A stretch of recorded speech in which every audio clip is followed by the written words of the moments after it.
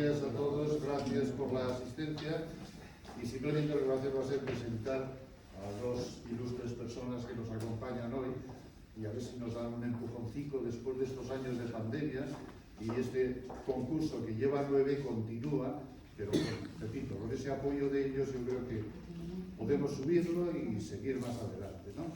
En primer lugar, Víctor, director general de Cultura del Gobierno de Aragón, que nos va a acompañar un rato, ha hecho un esfuerzo por pasar por aquí, viejo conocido del aula, uno en el pupitre y otro en la otra mesa más grande, pero bueno, vaya con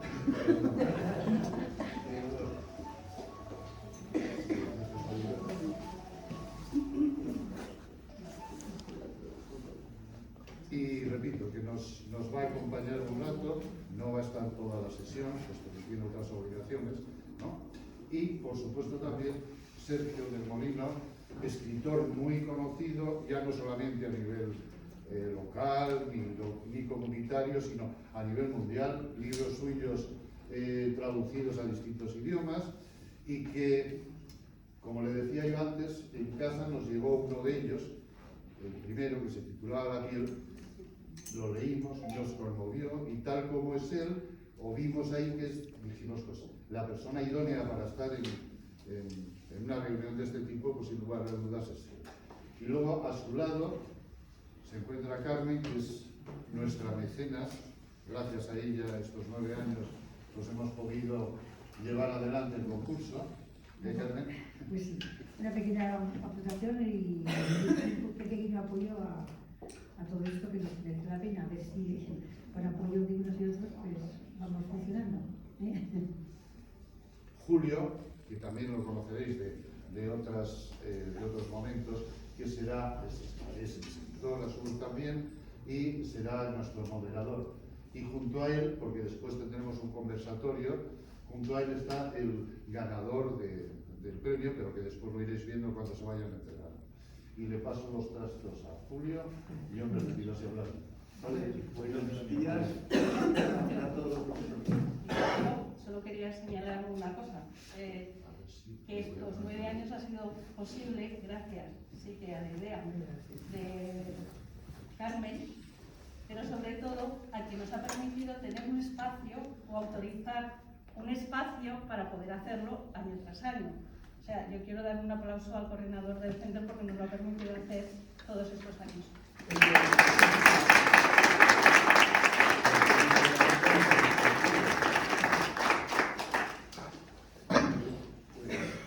Después de esta expresión tan taurina, pasamos los textos.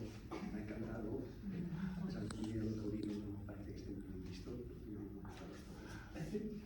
Pues voy simplemente, aparte de dar una gracias a todos vosotros por vuestra asistencia y muy especialmente a Carmen, porque gracias a ella podemos todos los años tener este concurso de relatos que estamos a cumplir su 9ª edición.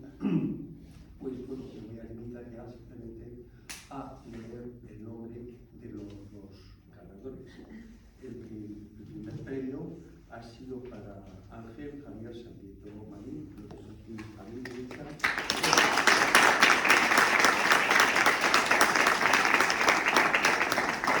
Es un relato hasta el final. Después.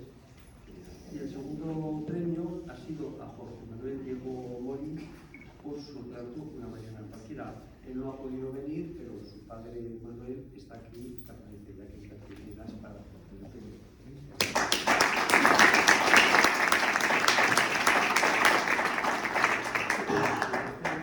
Pues ahora, sí, ahora Javier, por favor, que leas el texto o decías a lo mejor le vale por sí, doctor Romana, pues soy encantado de conocerte, bienvenida. Entonces, bueno, como quieras, porque siéntate aquí. No, siéntate. Muchísimas gracias. Bueno, leo el texto. Se titula Hasta el final. 3 semanas me dan para encargarme del presidente. Tuve mi momento de duda, pero había tantos ceros en ese cheque. Y yo, que sé valorar lo bueno de la vida, no me he podido resistir. Además, yo ya lo había hecho muchas veces con personas menos importantes. Y para mí todas las vidas valen lo mismo, o sea, nada, incluyendo la mía, por supuesto. Si no fuera así, tendría miedo a traiciones y demás historias para niños y soñadores. El mayor problema consistía en que solo tenía un disparo. Iba a disponer de los mejores utensilios, así que me lo voy a tomar como un reto y no como un problema.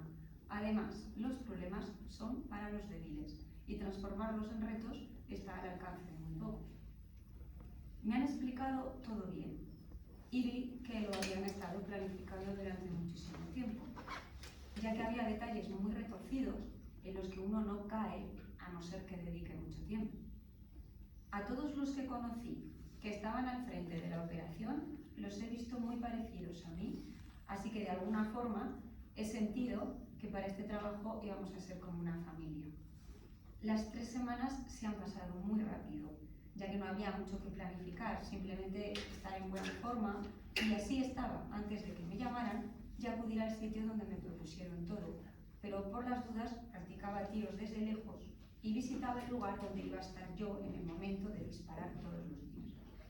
Me he dado cuenta de que por mucho dinero que gane, este es mi trabajo, o mejor dicho, mi vida, y en lo que baso todo, así que no dejaré mi trabajo después de esto. Como dirían los imbéciles de turno, que son la mayoría de la sociedad, el que nace asesino lo es toda la vida. Tiene razón, pero le dan un sentido malo a lo que llaman ser un asesino. Y por fin, aquí estoy, con mi arma, y el presidente a punto de pasar. Como siempre, estoy muy tranquilo, y todo está yendo sobre ruedas. De repente, me disparan en mi pierna izquierda y en mi pierna derecha. Había sido una cabeza de turco. No va a haber juicio. Voy a ir directamente al corredor de la muerte. Me han traído enseguida a mis últimos días de vida. Voy a ver si tengo suerte y puedo matar a alguien más.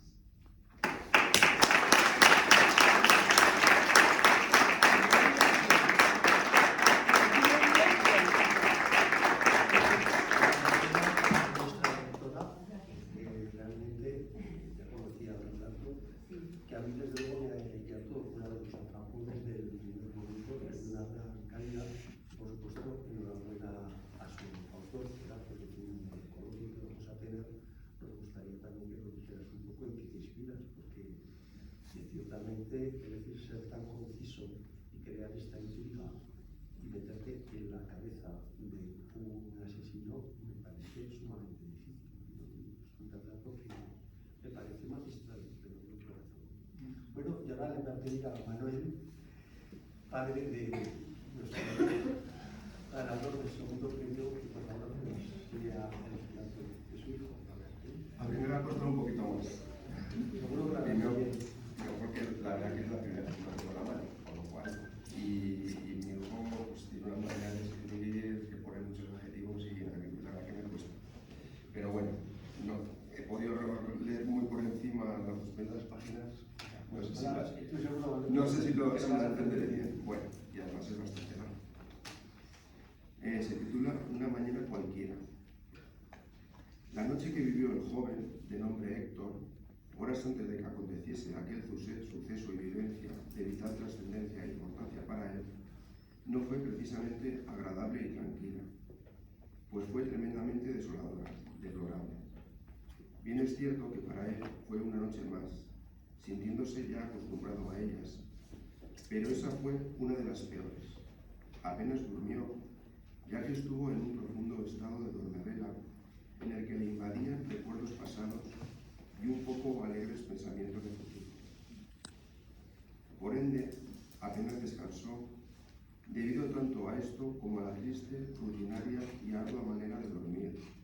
Siempre mantenía un ojo medio abierto para protegerse y mantenerse a la defensiva. Pero esa noche incluso mantuvo los dos ojos de tal manera la mayor parte del tiempo, no ya por esa sensación de desprotección, sino porque no pudo dejar que su mente descansara ni un solo minuto. Aquella noche, cada instante de ella, lo vivió recordando su antigua vida, sintiéndose tremendamente afligido y derrotado, pensando también, tras eso, que nada bueno le esperaba en su futuro cercano. Por ello sintió que demasiado tarde llegó el amanecer para él, y con él una disposición vital arruinada y lejos de toda esperanza.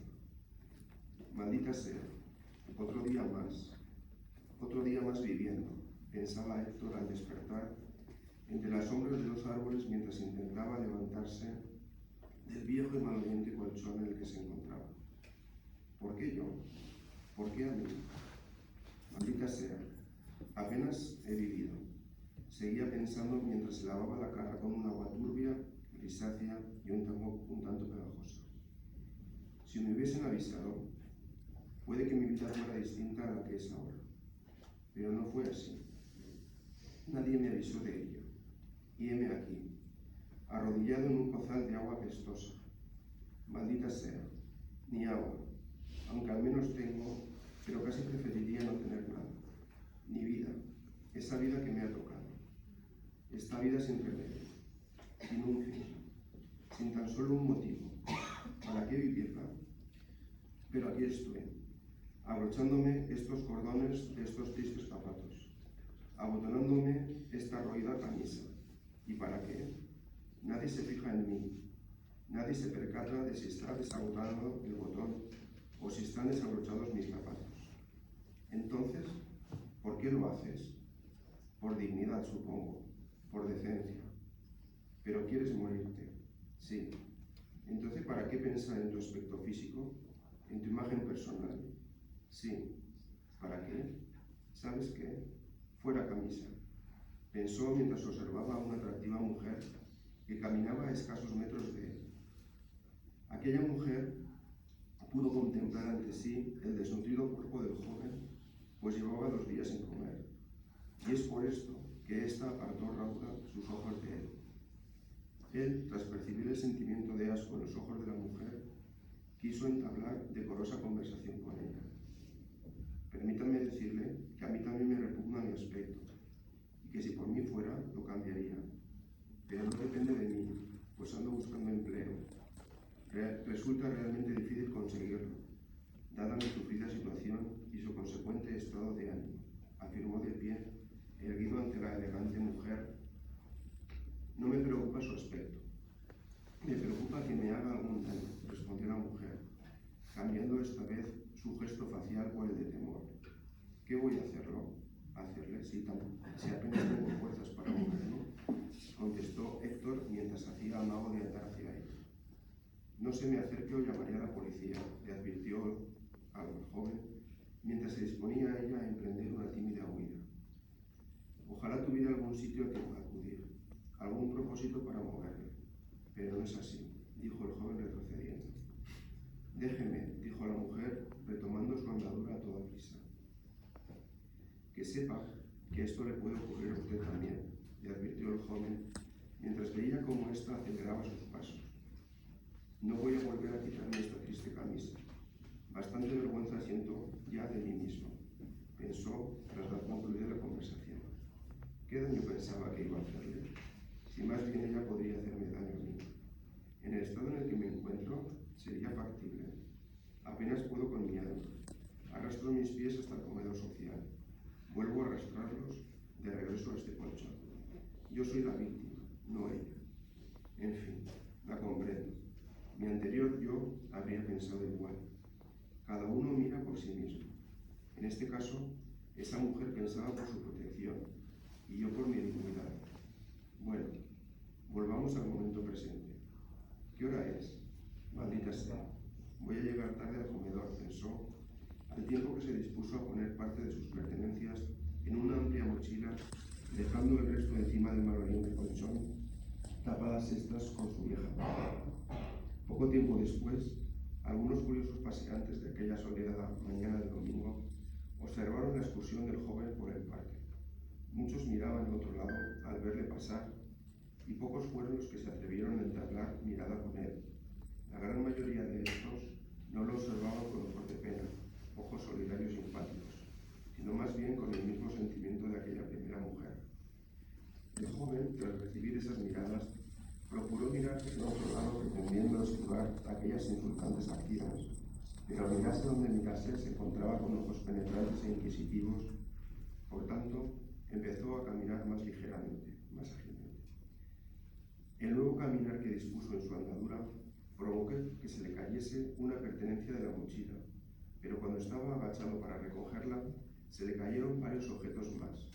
Maldita sea, ahora que necesitaba pasar desapercibido, aquí estoy, en plena entrada del parque, a la vista de todos, tirado en el suelo recogiendo mi basura.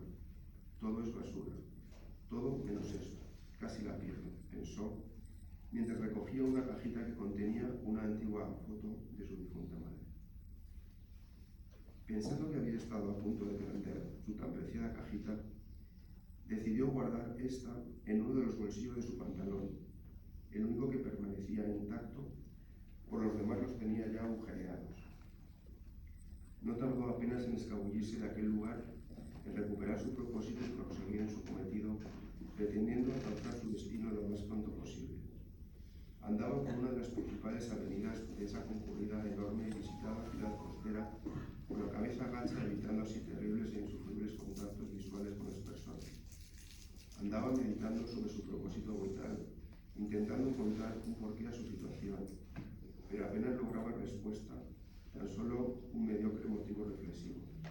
Antes, en mi vida anterior, no pensaba como pienso ahora. De hecho, antes ni pensaba, meramente vivía y sentía, nada reflexionaba. En cambio ahora me paso el día pensando, leyendo y pensando. Y eso me gusta. Puede que hasta lo necesitase. ¿Qué sé yo? Pero no de pensamientos vive el hombre. Mis pensamientos no me dan de comer. Aunque tras pensar algo constructivo y productivo. Puede que logre revertir mi situación. Puede, pues mientras... Pues piensa no ya en la vida y el ser humano, sino en cómo salir de esta.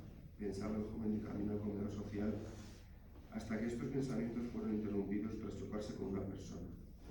Mira por dónde vas, por Diosero, dijo la víctima de su tropiezo, persona de elegante vestimenta al joven. Discúlpeme, respondió Héctor con suma sinceridad.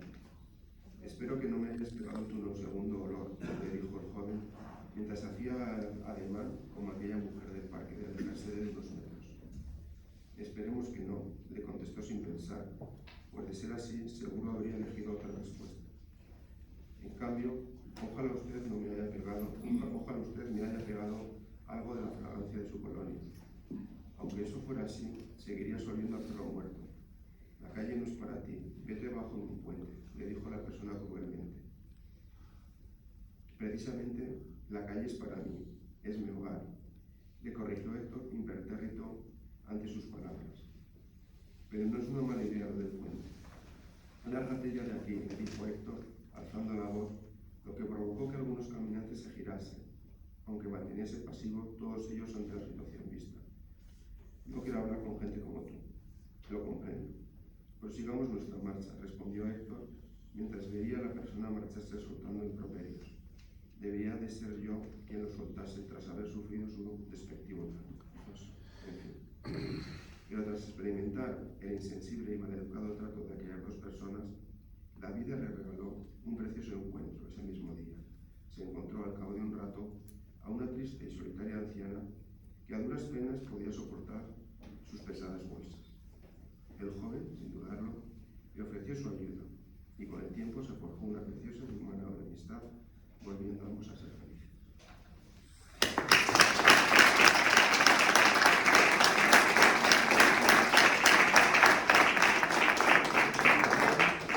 Gracias a los directores, los dos habéis hecho estupendamente con lo que habéis podido comprobar los asistentes, que se trata de un relato, como que se ha dicho, auténticamente magistral, con estilos muy distintos, primero muy breve, al conciso, también y en un estilo que se acerca más al monólogo, porque si bien el fundamento es narrativo, pero bueno, yo creo que podemos estar contentos.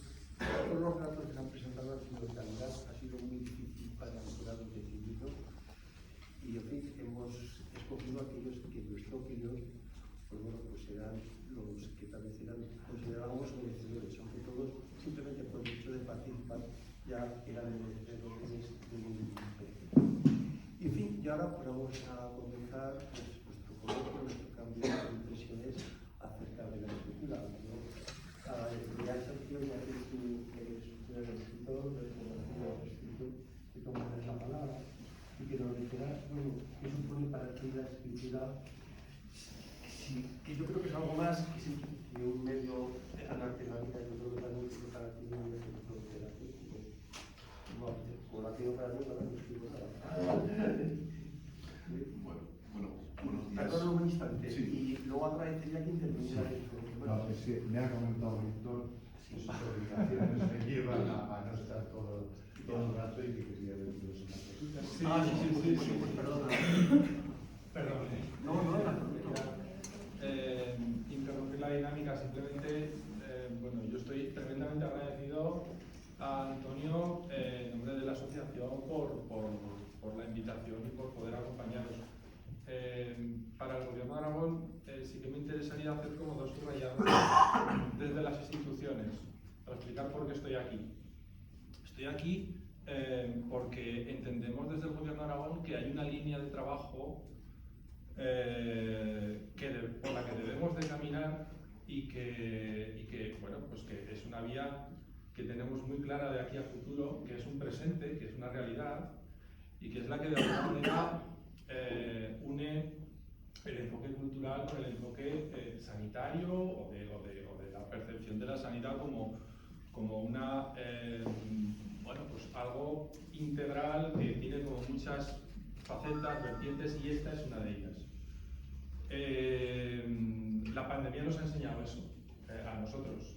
Evidentemente que había ya trabajo previo y se venía trabajando por asociaciones y por empresas también, lo venían trabajando muy bien. La Dirección General de Sanidad también lo tiene muy claro y hemos empezado a hablar. Hemos empezado a hablar de esto, de cómo podemos establecer líneas de trabajo que fomenten la percepción y la sensación de que la cultura es importante desde el punto de vista sanitario. Porque además y en esto somos de alguna manera novatos en la cultura, no la gente de la sanidad, así que nos presentan informes y estudios que así lo avalan. Así avalan que el acercamiento a la cultura produce una mejora en el bienestar y en la salud desde muchos puntos de vista y que hay que caminar por ahí. Por eso, de alguna manera, me agradezco la invitación porque visibiliza una intención que tenemos muy clara en el gobierno, ¿no? Por otro lado, sí que también quiero hacer otro subrayado. Aquí estáis, de alguna manera, trabajando desde muchos puntos de vista y desde diferentes capacidades. Eso es importantísimo, ¿no? Pues muchas veces es algo que tengo como muy asumido en el discurso, y es verdad. En el ámbito profesional de la cultura, nosotros decimos que la cultura tiene un gran poder multiplicador, es decir, que es capaz de hacer trabajar juntos a muy diferentes profesionales desde muy diferentes facetas para poner en marcha un proyecto, pero desde el punto de vista asociativo también, y eso tiene un valor importantísimo para nosotros, porque en este caso la escritura y la lectura están no solo para ser disfrutadas, sino para también ser ejercidas. Y esto es otra línea que también yo quiero explicar. Entendemos la cultura como un derecho de ciudadanía, donde no solo estamos para recibir cultura como entes pasivos, digamos, sino al revés, para ejercer y para desarrollar nuestra capacidad y nuestra creatividad también de manera efectiva y en primera persona. Yo creo que estas iniciativas reúnen un poco todo eso y yo quería explicároslas y que para nosotros este pequeño acto de apariencia sencillo y muy en contacto, por lo que veo, y muy familiar, tiene una importancia y un significado muy relevante para nosotros. Felicitaros por la iniciativa, por el desarrollo de estas ediciones, a los premiados, por supuesto, muchísimas felicidades y a seguir. Hay que estar en contacto con, en este caso, la lectura y la escritura, porque es un camino que, establecido el flechazo, entiendo que no es posible parar, y hay que seguir, hay que continuar y hay que trabajar. Muchísimas gracias. Por supuesto, es un lujo contar con Sergio en este conversatorio al cual no puedo asistir, ¿no? Pero felicitaros, animaros y muchísimas gracias por haberme dado estos minutos con vosotros. Gracias.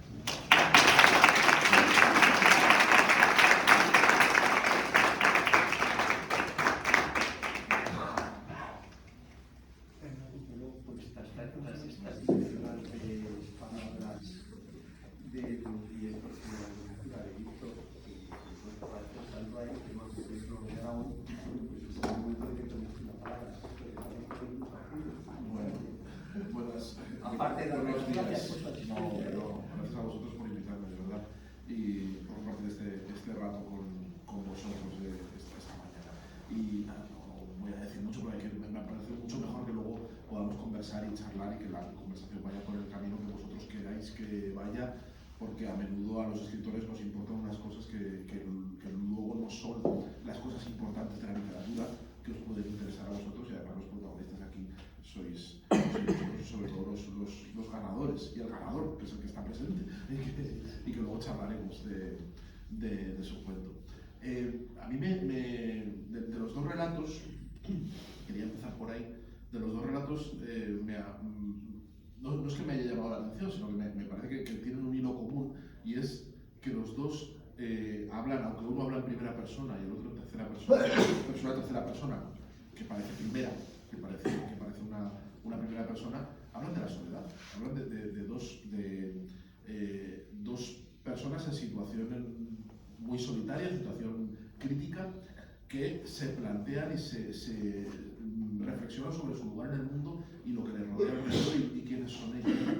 Y esos están en el epicentro de la literatura, están en el centro de la literatura tal y como estamos acostumbrados a entenderla en esta parte del mundo y desde hace unos siglos. No siempre ha sido así.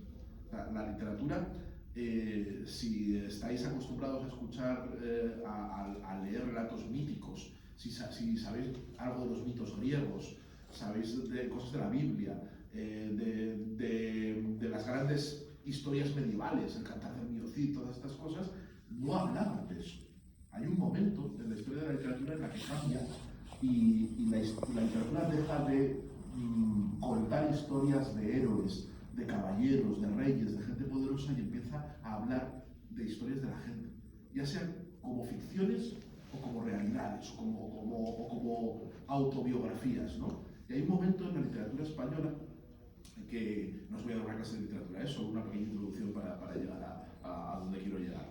Hay un momento en la historia de la literatura española muy bonito, que es cuando Jorge Manrique escribe Las coplas a la muerte de mi padre, que es una de las grandes obras de la literatura española. La escribe en el siglo XV, es un momento de cambio en el mundo. Sabéis que se va a descubrir América, termina la Edad Media, empieza el Renacimiento, empieza un montón de cosas nuevas que está cambiando el mundo. Y en España hay un señor que se llama Jorge Manrique, que escribe unas coplas en las cuales tiene que justificar por qué las escribe. Dice, él escribe unas coplas hacia su padre, contándole a todo el mundo quién fue su padre, que se ha muerto, ¿no? Que se ha muerto y él está muy triste. Y él explica en las coplas, que son muy bonitas, él explica que su padre no fue, bueno, sí, que fue alguien importante, evidentemente, no es, en la Edad Media no escribía cualquiera, o sea, ningún minuto yo no habría podido escribir en la Edad Media, escribían cuatro y gente pues, con mucho poder, y los cuatro que sabían leer y escribir, que tampoco eran tantos, ¿no? Dice, por supuesto, sí, mi padre fue alguien importante dentro del reino, no era el último campesino, sí, es alguien que tuvo su historia política, que tuvo su historia de poder, que hizo cosas, ¿no? Pero ni fue un rey poderoso, ni conquistó imperios, ni hizo gestas enormes, así como las que suelen merecer una canción como la del Mío Cid, o como la de los mitos griegos, ¿no? Nadie escribiría nada sobre él porque fue una persona en el fondo normal. Pero fue mi padre. Y yo estoy devastado por su muerte, no lo supero, y yo creo que no hay nadie más importante en el mundo que mi padre, y por eso le voy a dedicar estas coplas y voy a hacerlo. Esto es un cambio brutal. Nadie lo había hecho hasta entonces. Nadie se había planteado que tu padre podía ser más importante que Aquiles, o que podía ser más importante que Ulises en la Odisea, ¿no? O que Jesucristo, ¿no? Era casi una blasfemia. Decir, bueno, es que esto que a mí me pasa solo me importa a mí, pero es que es lo más importante que me pasa a mí, entonces lo voy a contar. Y ahí cambia todo.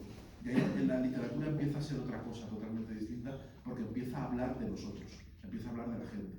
Y en eso estamos desde entonces. O sea, desde el siglo XV lo único que hemos hecho es ahondar en esa forma de pensar sobre nosotros mismos, y al leer y a escribir lo que hacemos es pensar sobre quiénes somos y nuestro lugar en el mundo y nuestra relación con todo.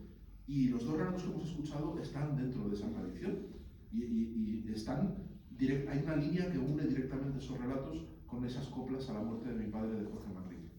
Y yo siempre digo que somos animales narrativos, que estamos contando historias constantemente, no sabemos vivir sin contar historias.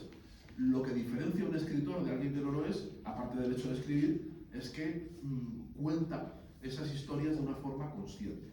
Nosotros todos, absolutamente todos, somos narradores que estamos usando recursos complicadísimos literarios sin darnos cuenta. Y lo hacemos constantemente. Yo en los talleres de literatura que doy siempre digo, tú date cuenta que a lo largo del día has contado un montón de cuentos, pero un montón. Tú llegas a tu casa y te preguntan, ¿qué tal el día? Y tú cuentas el día, ¿no? Tú cuentas tu día, pero haces un relato interesado. Ni cuentas todo igual, exageras unas cosas. Las cosas a lo mejor en las que a lo mejor ha pasado un episodio que a ti no te gusta, porque no te resulta un poco incómodo y no lo cuentas, o lo cuentas de forma que tú quedas mejor que como habías quedado. Ocultas información porque a lo mejor crees que al otro no le va a interesar saber de determinadas cosas, exageras, reduces, caricaturizas, a lo mejor te has encontrado a alguien que te cae muy mal y relatas, haces un retrato de esa persona, un retrato cruel, un retrato que a lo mejor otra persona que le conoce dice, no, esa persona no es así como lo estás contando, pero es que tú lo cuentas así, porque tú estás modificando la realidad, estás haciendo una ficción, estamos haciendo ficciones constantemente de todo lo que nos pasa. Y cuando hacemos eso, que lo hacemos constantemente, eso sin pensar, no sale solo siempre que estamos conversando con alguien. Cuando todo eso lo llevamos a un papel y lo hacemos de forma consciente, estamos haciendo literatura. Y al hacer literatura, y ahí sí que viene toda la parte terapéutica que creo que nos importa aquí y que es una de las cuestiones que a mí me han preocupado también y me han preguntado mucho acerca de mi literatura. Al hacer esa literatura, al hacer esas ficciones, ordenamos el mundo. El mundo empieza a tener sentido. Y eso es el mayor efecto terapéutico que podemos encontrar todos. O sea, porque la vida es algo que no tiene sentido. Es algo que sucede, nos suceden cosas, reaccionamos, nos vienen encima problemas, los intentamos resolver, nos superamos, nos deprimimos, nos ponemos contentos por alegrías que controlamos, no controlamos, a veces tomamos decisiones, nos equivocamos, hacemos daño a otros. La vida es un absurdo, la vida es un absurdo constante. Pero cuando contamos parte de esa vida, ya sea una vida real nuestra, ya sea una ficción, una invención, intentando imaginar otras vidas, todo eso empieza a tener sentido. Las causas empiezan a tener consecuencias. El caos que nos rodea alrededor empieza a ordenarse y tenemos la sensación de que podemos controlarlo, hasta cierto punto. Hasta cierto punto. Y eso, para todos, o sea, para cualquier persona que escriba, tiene un efecto terapéutico poderosísimo. Poderosísimo, porque de repente nos sitúa en el mundo, nos sitúa nos aclara la visión de las cosas y nos permite tener una sensación de que no todo está fuera de nuestro control, sino que podemos intervenir sobre las cosas y podemos dominar y podemos tomar decisiones y podemos tener una autonomía. Y alguien como yo, que escribe constantemente, que para mí, Julio, sí, la literatura es mi oficio, es con lo que yo me gano la vida, es con lo que yo echo las habichuelas en el puchero y con de lo que come mi hijo. Dice, sí, es eso. Pero eso ha sido sobrevenido. La literatura se ha convertido en mi modo de vida porque es mi modo de vivir, es mi modo de estar en el mundo, es mi modo de interpretarlo. A mí todo lo que me sucede lo paso por el filtro de la literatura. Y hasta que no lo paso por el filtro de la literatura no entiendo lo que me ha pasado. Y lo puedo pasar haciendo una ficción, como buenamente has hecho tú, ¿no? Como has hecho has trasladado y te has intentado poner en la piel de un asesino. Y has intentado construir y decir, bueno, voy a hacer ese ejercicio, a ver qué narices se le pasará por la cabeza a alguien que está esperando para cargarse a un presidente o un asesino a sueldo. Voy a intentar ponerme en su piel, hacer un ejercicio de salir de mí mismo y ponerme. Pero al salir de ti mismo, no puedes evitar volcar cosas de ti mismo dentro de esa persona, porque la persona que mejor conoces eres tú. Entonces, cuando tú intentas comprender al otro y decir, bueno, ¿qué sentirá esa persona? Lo que intentas es ponerte en esa situación, voy a ver yo cómo sería yo de asesino. ¿Y qué sensaciones tendría? ¿Qué pensaría? ¿Qué me pasaría? Y todo eso lo proyectas. Entonces estás también ordenando el mundo y estás conociéndote a ti mismo muy bien. Es un ejercicio también de introspección. Y eso sirve para que el mundo se vaya ordenando y vayas creando ese mundo de papel que parece que está muerto, que no tiene salida fuera del texto, de los párrafos. En realidad luego se despliega y tiene efectos sobre otra gente. Porque cuando alguien te lee, y la literatura tiene que ser leída, cuando alguien te lee, y por eso es importante no solo que hayáis escrito, sino que lo leamos y que podamos compartir y podamos llegar a esos textos. Cuando alguien te lee, te entiende. Y en esa comprensión descubrimos que todos somos igual de raros. Descubrimos que esas cosas que nos parecen únicas, que nos parece que nadie nos va a entender, que es un sentimiento al que no sabemos ni ponerle nombre, esa angustia terrible o esa felicidad desbordante que no sabemos muy bien cómo expresar, la ha sentido todo el mundo en algún momento. Hay alguien al otro lado que lo entiende, ¿no? Y ese es el gran efecto de la literatura, y eso es lo que intuía Manrique cuando escribió Las coplas a la muerte de su padre. Él sabía que estaba yendo a contracorriente, que estaba haciendo algo que la mayoría de la gente no iba a entender. Dice, no, este tío, ¿por qué me está contando su padre? A mí que me importa su padre.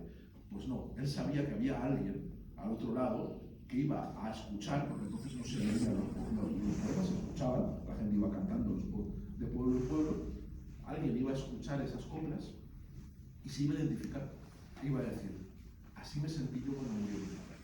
Ese sentimiento es lo que está plasmando Manrique, ¿no? O sea, y hasta que no lo veo escrito en otro, hasta que no lo veo expresado en otro, no sé ponerle nombre y no sé ponerle, no sé darle forma. Creo que es algo que me supera, que me desborda y que nadie antes en la historia de la humanidad ha sentido algo así. Y descubres leyendo que todos esos sentimientos alguien los ha sentido también y que es muy cerca y es muy fácil entenderse unos a otros, ¿no? Y esa es la magia, no sé si terapéutica, pero es la esencia, lo que nos lleva a escribir y a leer constantemente, ¿no? Y es lo que a mí me parece que es lo más poderoso y lo que justifica la literatura y lo que justifica de por qué seguimos haciendo esta cosa tan rara de ir escribiendo que es muy trabajoso, y tú bien lo sabes. O sea, esto cuesta una trabajera, de ponerse aquí a ver cómo ordeno la historia, cómo sale. ¿Merece la pena? Claro que merece la pena porque hay alguien al otro lado y porque sabes que alguien te va a entender y porque estás ordenando el mundo. Ese trabajo merece la pena y por eso seguimos haciendo tantos siglos después, porque forma parte de nuestra forma de vivir y de nuestra forma de relacionarnos, ¿no? Y eso es lo que, muy brevemente lo que quería plantearos, y ahora charlamos de lo que queráis, por supuesto. Javier, para ti, ¿qué supone la escritura? ¿Qué supone la literatura? Pues para mí es un desahogo, sobre todo. O sea, como bien dice él, te suceden cosas y las expresas o tal como te suceden o con ficción, pero trasladas tu mundo interior en un papel. O sea, simplemente. Y bueno, yo escribo más poesía, ¿no? Y yo si paso 3 días sin escribir una poesía, estoy peor. O sea,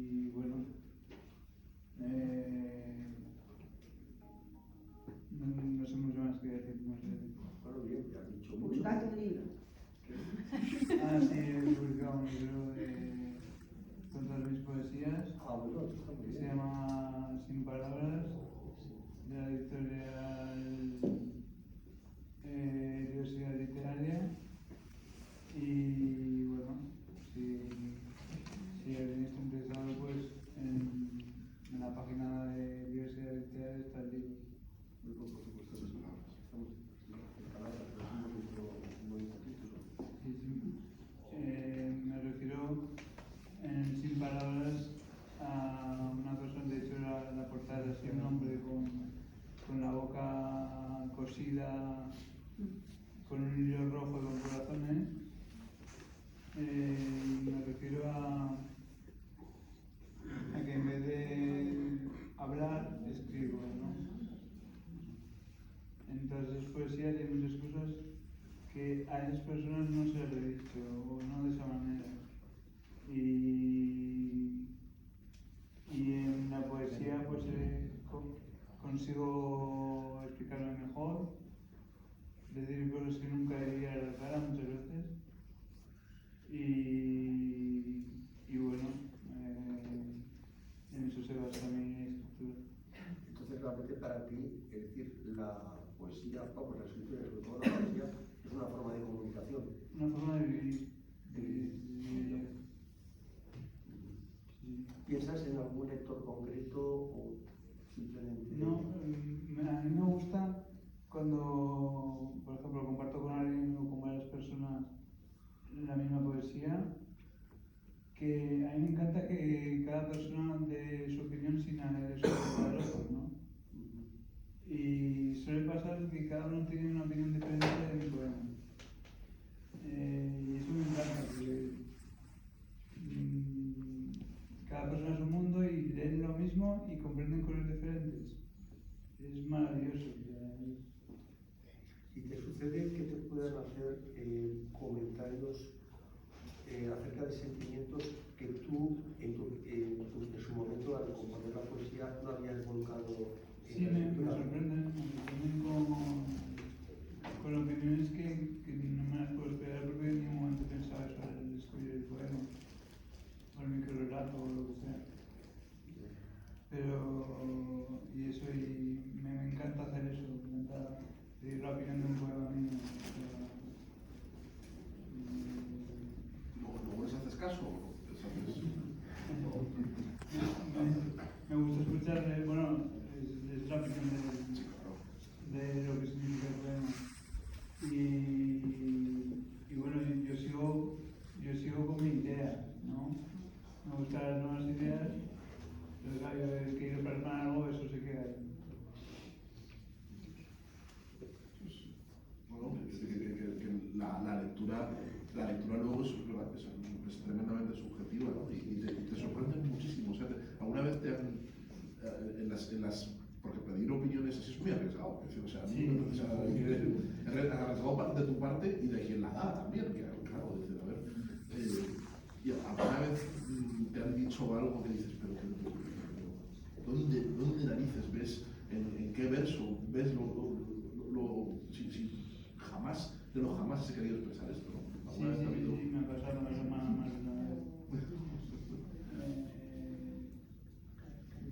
Ha habido gente que se ha puesto en un extremo, ¿no?, más positivo, y otra gente que se ha puesto por el mismo poema en un extremo muy negativo, por ejemplo, ¿no? Y no sé, me hace reír un poco, ¿no? El ver de opiniones tan distantes. Claro, Con una misma escritura. pero eso te pasará a ti leyendo también. Cada cual nos apropiamos del texto, lo llevamos también a lo que nosotros vivimos, lo que nosotros sentimos y nos quedamos con ello. Y eso es bonito verlo también. En el momento en el que una vez escribes el poema y lo dejas leer, ya no es tuyo, ya es de otra gente. Exacto. Y bueno, me vais a permitir que primero Manuel y luego Paz. Bueno, yo, claro, como estoy representando a mi hijo, ahora que hay una silla vacía, igual me tendría que quedar aquí. Ah, pues sí, por supuesto. Perdona que no sabía. No, señor, yo he sido el primero que interponga. No, cuando eso ya... Bueno, pues claro, ¿Dónde estáis con el texto? ¿qué? Cuando no, ya en realidad se ha acabado. A ver, Isabel. Por aquí hay una pregunta que no se atreven a hacerla en voz alta, es si escribís con ordenador o con papel y boli. Yo escribo normalmente con el móvil, pero es lo que más tengo a mano, y como mis poesías son muy cortitas, pues me expreso, luego lo expreso bien con eso. Pero a veces también con papel, pero lo normal con el móvil. A ver, Paz, tú querías hablar, ¿no? Sí, yo. Hola, Javier. Bueno. Mira,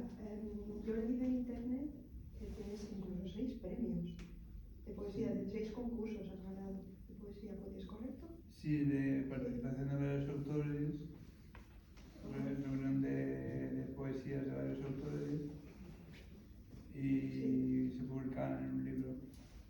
Vale. Y luego tienes tu obra, que solamente obra tuya, la de Sin Palabras, que es reciente, ¿no? ¿Este año o el año pasado? El año pasado, no, este año, perdón, a principios de un poco sobre marzo, abril, algo así, publicado. Y me ha llamado la atención que no es solo de poesía, que también hay un relato, un microrelato.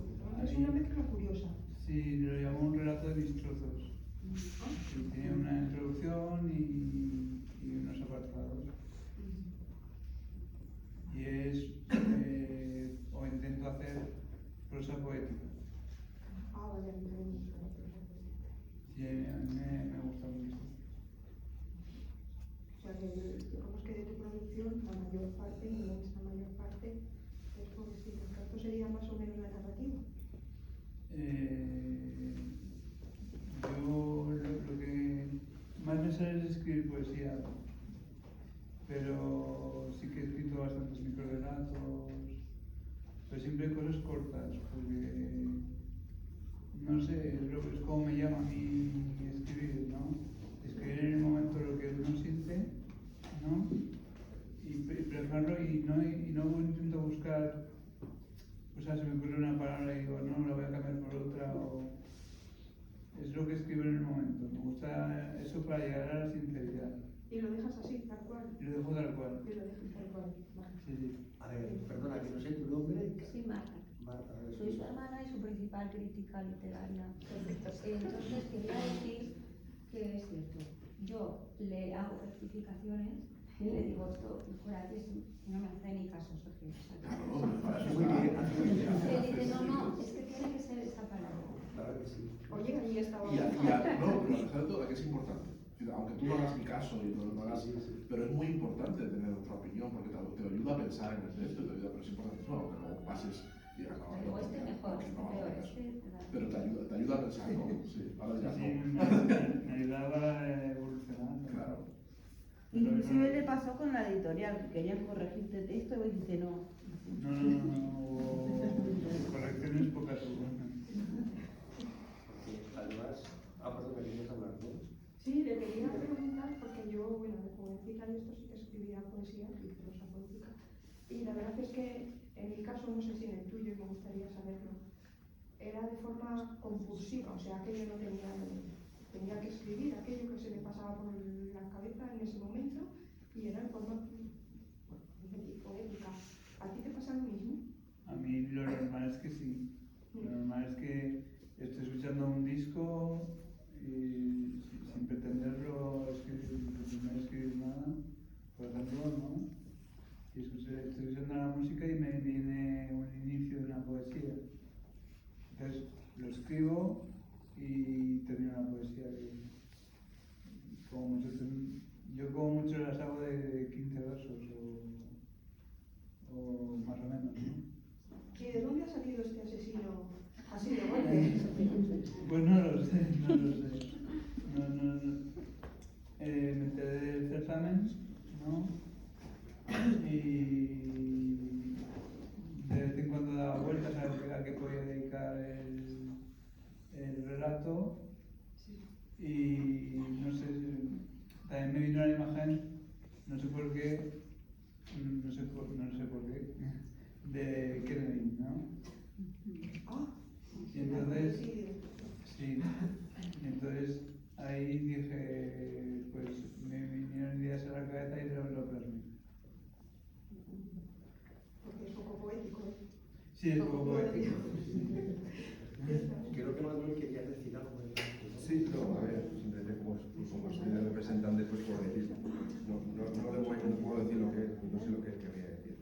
Yo cuando he leído estos folios, que en el caso de mi hijo que estaba, bueno, nació en Barcelona, vivimos aquí, llevamos años en Barcelona y en junio vino, y esto lo escribió estando en el centro de día del hospital clínico. Le dijeron como tarea que tenía que hacerlo y una noche se estuvo hasta las 2 de la mañana o hasta este escribiendo. Yo he leído si me hubieran avisado. Entonces yo quiero, aquí claro, igual no hay personas tan jóvenes como para entender si me hubieran avisado. Pero sí personas mayores que a lo mejor sí que tienen influencia en sí. Y me voy a referir a la banalidad de las drogas. Mi hijo, una persona muy sensible y por lo tanto más vulnerable, hábil lector, ahora lo último que hacía en el teatro, pues, los cursos, ¿no? Pero era hábil lector de siempre, todas las novelas que leía todo. Deportista, llegó hasta División de Honor, de mano, piano, pues no sé, 5, 6, 7 cursos. Y un buen día probó un porro. Y yo por trabajo había tenido que ir a legalizar internamientos a hospitales. Y yo sabía que los médicos me decían, ojo, porque predisposición más porro puede ser la enfermedad mental. Pero como siempre, los hijos a quienes menos caso hacen son los padres. Desgraciadamente mi hijo, más otro porro, más predisposición, enfermedad mental. ¿Vale? Entonces, él, aparte de esto, sí que autopublicó, eso que en esos momentos en que voy a quiero escribir para este proceso del público. Un librito pequeño que mezcla, lo tengo que leer más porque él tiene una manera de hablar muy así, pero posiblemente eso extractando un profesional, porque habla de la drogodependencia, de la salud mental, de cómo se siente cuando nos dan ingresos hospitalarios, ya tengo 3, 2,5. El que se diera muchísima más importancia a nivel educativo a las consecuencias que puede haber esto, contadas por una persona que lo ha podido sufrir, para que los críos no sean tan, no pasa nada, porque sí que pasa. O cuando dicen, vamos a legalizar, pero a todo el mundo le vas a legalizar. Tú sabes que a lo mejor de esas 15 personas que van a fumar legal, puede haber 4, 3, o 1, o 5 que pueden por eso, por esa legalización correr. Entonces, yo luego hablaré con los profesionales para ver si puedo estudiar ello y ya me moveré para ver si podemos conseguir que un enfermo mental por el consumo pueda ayudar a otros predispuestos a que no lo desarrollen por no consumo. Simplemente quería comentar eso. Bueno, muchísimas gracias porque ha sido interesante y instructivo. Conozco también el caso de un chico por fumar un porro que no está bueno, mío más de no he conocido uno, pero nadie le ha dicho, bueno, sí, ya avisó tu padre, muchas veces. Muchísimas gracias. No, os animo a que participéis, por favor, como ya lo he dicho también. ¿Queréis hablar a alguien? A ver, por favor. Yo la verdad es que me ha llegado mucho lo que Sergio planteaba, cómo él ha descrito las capacidades terapéuticas de la narrativa, ¿no? Y además me traía mucho a un aspecto muy básico en el trabajo en salud mental, que consiste precisamente en incrementar las capacidades narrativas de las personas, ya sea de modo escrito o ya sea de modo oral. En definitiva, gran parte de nuestro trabajo creo que es, o debería ser, ayudar a las personas a las que atendemos a desarrollar su narración sobre la propia vida. En relación con lo que planteaba el padre del ganador, yo diría que a veces, bueno, las medidas prohibitivas pueden ser útiles, pero también me parece que tendríamos que pensar en medidas educativas que ayudaran desde la infancia a las personas a poder narrarse, porque creo que eso es un factor de salud muy importante y un factor de protección también para la enfermedad mental. Esto quería decir. Yo ahora, Sergio, te quería hacer a ti una pregunta, y siguiendo un poco lo que has comentado, que tú crees que es necesario para los niños desde pequeños narrarles historias, no simplemente leérselas, narrárselas oralmente, Sí, sí, claro. Porque Sí. yo creo que es una forma también de aficionarnos a la lectura y en su momento el que conozcan esto. A ver, los niños, si tienen libros de casa, son lectores, es decir, más, es fácil porque son curiosos y les gusta. Pero creo que la lectura en voz alta es muy importante. No la narración, no el cuentacuentos, sino la lectura y una buena lectura sí que es muy importante para la misma configurar el mundo. Así que desde luego a mi hijo le ha leído un montón y ahora ya no se deja y lee por su cuenta. Pero me parece que no tanto pensando en el futuro, sino pensando en el presente. Y a veces también creo que estamos todo el rato obsesionados con qué será de los niños en el futuro y nos olvidamos de lo que son los niños en el momento, no tanto por los beneficios que pueda tener o por lo que le pueda aficionar o lo que pueda influir en su formación futura, sino por lo que se disfruta en el presente, porque es una forma de relación padre-hijo muy poderosa, muy potente, ¿no? a través de las historias.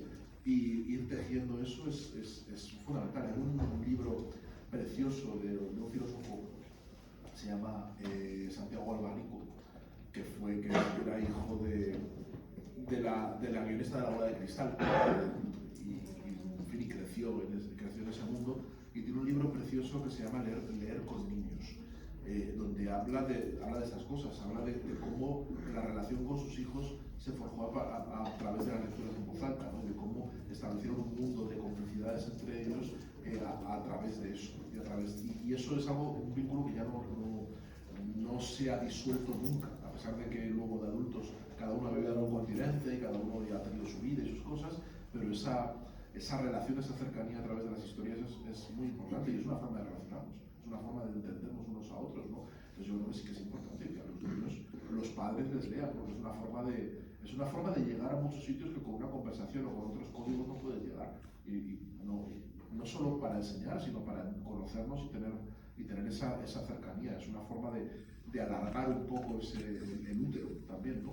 Esa forma de que reverbere en una cueva. O sea, cuando estás contando una historia en una habitación, estás como en una cueva, estás en un sitio protegido y lo que importa no es tanto lo que te cuentan, sino la voz, las bromas, todo lo que no está en la historia, sino que está en el subtexto y que está en el contexto, y que eso es muy importante pues a la hora de establecer esa relación, ese vínculo que luego yo creo que ya no sé, es muy difícil de romper, pueden pasar muchas cosas y puede separarse mucho y las familias, pero si has tenido eso es muy difícil que esa relación al final se rompa del todo, ¿no?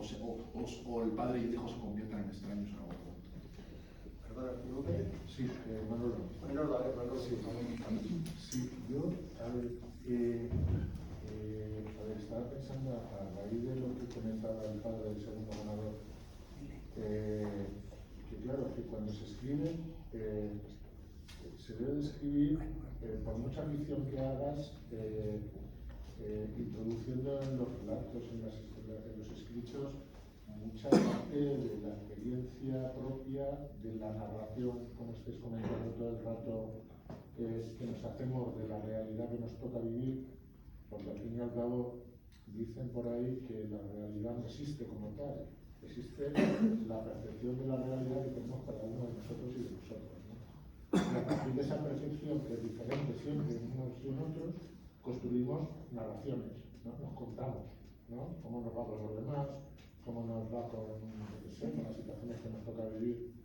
Y parecería que, a raíz de la intervención que hacía él, en el caso de su hijo había como mucho de experiencia personal, ¿no? Volcado en los escritos. Y yo le quería preguntar no me acuerdo de tu nombre, a Javier, ¿en qué medida tú crees que el haber tenido la experiencia, ¿no? De transitar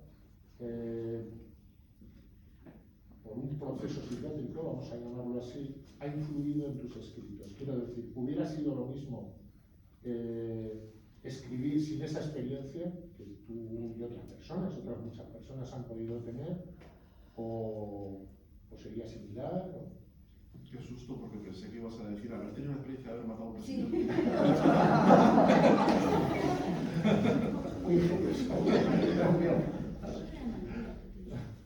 No, pues, en mi caso personal, el haber tenido problemas, pues, me ha hecho estar más en mi mundo interior, reflexionando interiormente sobre todo lo que me ocurre.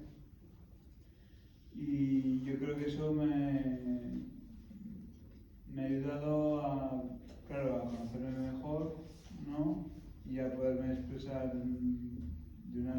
o tener la necesidad de expresarme, ¿no? Lo empecé a hacer interiormente y después poco a poco pues ya a través de poesías y ha sido, yo creo que es una de las cosas positivas de haber pasado por esos malos momentos. Sí que querría apuntar ahí lo que planteas, que eso nos pasa a todos.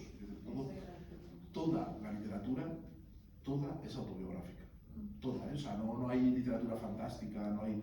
Cuando El Señor de los Anillos, por un libro que conoceremos todos, no es la invención caprichosa de Tolkien, es la forma en la que Tolkien te está contando su experiencia y su trauma en la Primera Guerra Mundial y en las trincheras. Está contando el mundo que vio y lo está contando con sus armas, con lo que a él le gusta y construye ese mundo, pero en realidad está interpretando una experiencia, está pasando por la literatura una experiencia traumática que él no fue capaz de superar, como evidentemente no se supera, ¿no? Haber estado en las peores trincheras de la Primera Guerra Mundial. Y eso está ahí. Y cuando entiendes lo que hay detrás de esos relatos, los lees de otro modo. No es necesario saberlo para poder leer, o sea, puedes disfrutar de Señor de los Anillos sin saber que Tolkien estuvo en la Primera Guerra Mundial. Puedes hacerlo, pero si lo sabes, la lectura es mucho más rica, porque ves lo que ha volcado este hombre, ¿no? Y cómo lo ha trabajado, y cómo se lo ha llevado, y cómo hay una visión del mundo, de los buenos, los malos, la violencia, hay un montón de cosas que él no ha encontrado otra forma mejor de sacarlas que a través de la fantasía, a través de crear un mundo, ¿no? Pero es su autobiografía, te está contando su perro, te está contando su vida. Y en el fondo, detrás de toda historia, por muy de ciencia ficción, por muy fantasiosa que sea, por muy fabulosa, siempre hay una raíz autobiográfica, siempre hay un escritor que está volcando lo que le preocupa y lo que le duele, lo que no sabe expresar de otro modo que no es a través de la literatura, y eso siempre es así. ¿Queréis intervenir algo más? A ver, por favor. Pero yo trabajo en el centro de día. Ah, trabajas en ¿cómo te llamas? Aurelio. Aurelio, a ver, por favor. No sé qué nos dejas solo ya 5 Bueno, minutos. es más muy breve, es muy breve. Pues, Cuando los escritores, cuando escribís, ¿estáis escribiendo pensando hacia qué tipo de público queréis que vean, que lean, mejor dicho, vuestra narrativa o vuestra poesía, Javier? Yo no miro, como mucho miro a quién estoy dedicando la poesía, ¿no? Pero a qué tipo de público y eso no, yo creo que me sale y ya está.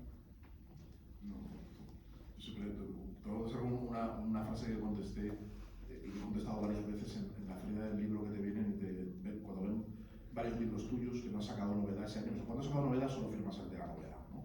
en la feria. Pero cuando no has sacado ese año, pues tienes varios de tu obra puesta y hay gente que se queda así pensando y te dice, ¿cuál me recomienda? Este, por ejemplo, ¿para quién sería? ¿A quién se lo recomendaría? Digo, no sé, ¿está usted alfabetizado? ¿Usted sabe leer y escribir? Pues para usted. Cualquier persona que sepa leer y escribir está ahí. Yo no solo no pienso en un destinatario, sino que me esfuerzo por no pensar en un destinatario. Creo que es importante. Es importante que la literatura tenga un destinatario universal, que cualquiera que pase por ahí pueda cogerlo y pueda apropiarse del libro. No estoy pensando en un lector ideal. Y procuro no pensar. Es decir, si alguna vez tengo la tentación de decir esto interesará a este tipo de gente, pues lo borro e intento resetearme. Y Isabel, tenemos ya que concluir. Una pregunta y ya. Sí, bueno, tengo 3 escritores delante, pero la verdad es que me preguntaba para Sergio por la relación de la escritura y el aspecto terapéutico.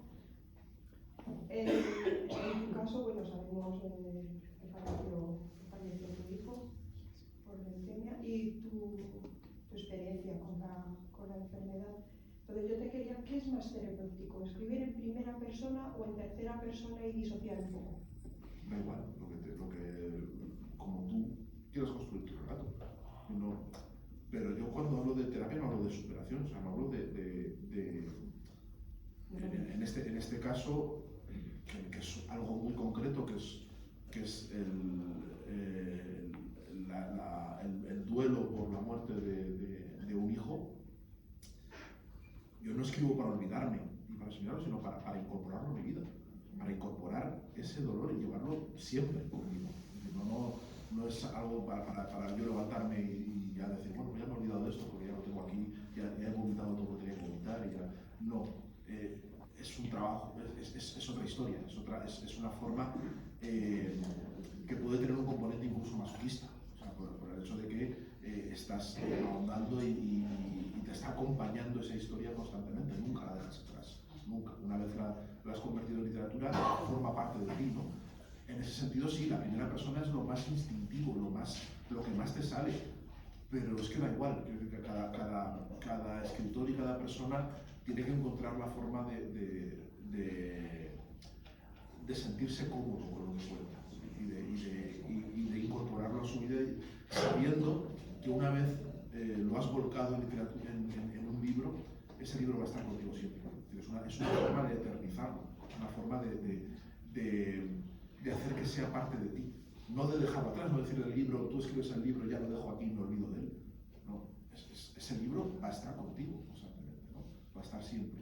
Entonces es especialmente importante que elijas la forma en la que ese libro va a ser una parte cómoda de tu vida, o sea, una parte en la que tú puedas cargar, que puedas integrar con ella, ¿no? Y en ese sentido no hay recetas, no vale, no decir, no, es mejor la autobiografía, es mejor la fantasía, es mejor, no, cada cual tiene su temperamento, cada historia y cada experiencia necesita su impulso emocionado y cada cual tiene que encontrar su camino y a veces no se encuentra la primera y a veces a veces lo encuentras a la sexta, la forma correcta de sentirte cómodo con el texto y de saber qué es eso lo que tú querías contar y no otra cosa, ¿no? Eso es un camino absolutamente personal en el que no te puede guiar nadie, no hay consejos ni hay recetas. Eso es una cosa que estás Me imagino que hace más soportable el dolor aparte de ayudar a elaborar el duelo, claro. No lo sé, creo que ayuda a concienciarte de que tienes que vivir con ello, de que no vas a poder deshacerte de eso nunca, de que forma parte de ti, de lo que eres. Igual que forma parte de mí el dolor de espalda que me acompaña, igual que forma parte de la enfermedad autoinmune que sufro, la miopía, en fin, el pelo que voy perdiendo, o sea, cosas con las que tengo que vivir. Es decir, no puedo deshacerme de ellas, no puedo inventarme otra persona y decir, pues ahora soy otro. No, esto forma parte de mí. Y si quiero seguir viviendo, pues tendré que estar incorporándolo. Y ese dolor eterno por la muerte de un hijo forma parte de mí. Y lo incorporo, yo lo incorporo a través de la literatura. Bien, ahora ya, lamentablemente, bueno, es que nos podríamos estar hablando todo el día, porque sí. La verdad que es que... Ahora entramos en otro espacio y a la hora de comunicar, sí. me parece que Alberto nos va a comunicar a través de... Bueno, le dejo mi sitio para que... No, porque Alberto va a comunicar a través de la música que va a interpretar, cada uno desarrolla sus capacidades, así que Alberto nos va a tocar 2 o 3 canciones y mientras se va preparando... No, Manuel, por favor, continúa. Y mientras se prepara, ¿ya lo habéis preparado? Pues es que hacemos una presentación del centro. Yo también quería decir en un momento, dar las gracias a don Antonio, que ha sido el promotor real de todo esto. Porque nos gusta ver los equipos con el equipo que tiene y hay que valorarlo así, porque nació inicialmente así esporádicamente y sin embargo ellos han sabido causarlo y ahora tenemos ante nosotros pues, estos escritores que nos van afianzando y estos chicos que salen nuevos, que hay que agradecer sobre todo a don Antonio y compañía. Ahora ya es un caldo. No era nada que le sume algo que merece la pena valorarlo y aplaudirlo.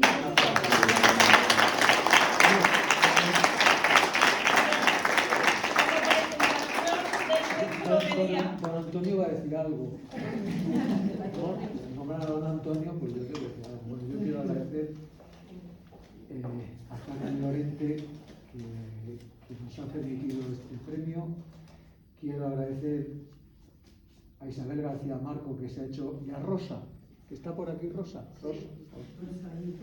que encarna, ¿no? que fueron los que han llevado durante todos estos años este proyecto hacia adelante realmente.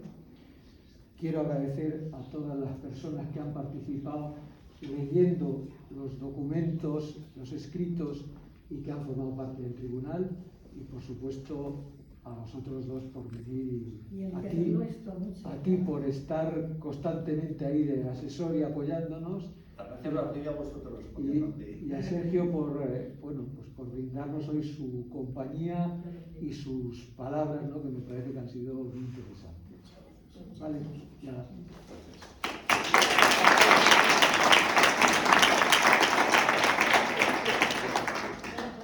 El centro también se va a presentar, aparte de los usos literarios, tenemos dos talleres. Uno te servirá muy bien, que es un taller de gobernación, donde se trabaja mucho el material que se necesita de escribir, de ahí la pregunta de si se escribía con papel o no.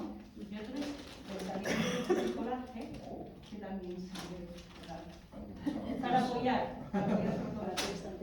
Muchísimas gracias. A ver, las palabras de los talleres que están por ahí, es una que hace la selección. Ay, pues muchísimas gracias. Un placer, gracias. Bueno, pues ahora ya, no sé, más. Sí, Alberto, cuando miras, ¿dónde lo pones? ¿Dónde